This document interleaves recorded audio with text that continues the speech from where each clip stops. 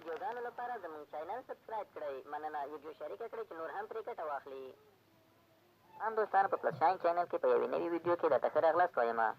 په دې هیله چې روغ جوړ او خوشحاله اوسئ. بعضو دوستانو فرمایش کړی چې د شرمګاه په ویډیوګانو کې تصویرونه مه ورکوه. ملګرو نن په یوې دلچسپه موضوع خبرې کوو چې هغه هم د ښځې شرمګاه باره کې ده چې له کومې اورېدل او پرې ځان پوهول ټولو ته ضروري ده چې څرنګه د ښځې شرمګاه تنګ او داسې کړو لکه بند سوری چې د واده اوله شپه در په یاد کړي.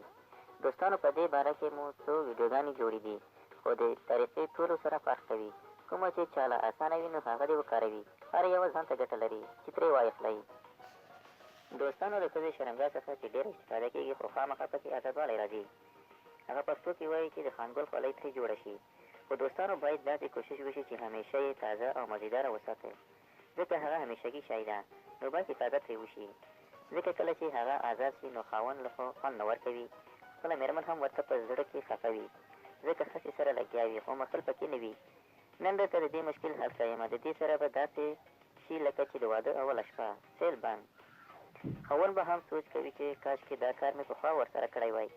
دوستانو 1-2 ګرامه مایده شوی لونګ به واخلئ چې سم ایرج شوی وي او لږ هم د زیتونو تېل یا قاشوقه او یو څه اندازه عسل یا شهد. دا به سره ښه مکس کړئ. کله چې ښه مکس شول نو بیا به پرې شرمګاه ووهئ او له 10 دقیقو بیا بعد به کوروالی وکړئ نو بیا به یې خوند وګورئ چې څومره مزه درکوي او څومره د تنګوالي احساس کوئ. داسې کار به وکړئ چې خپله به هم حیران پاتې شي او همیشه به یې بیا خپله مېرمن دا کار کوي خو تاسو صرف اول وار طریقه وښئ او بیا ټول عمر مزې کوئ. دوستانو مننه تاسو چې زموږ سره ملتیا کوئ او زموږ ته لا همت راکوئ چې نورې هم درته ښایسته ویډیوګانې جوړې کړم. تر بلې ویډیو مو د الله په امان.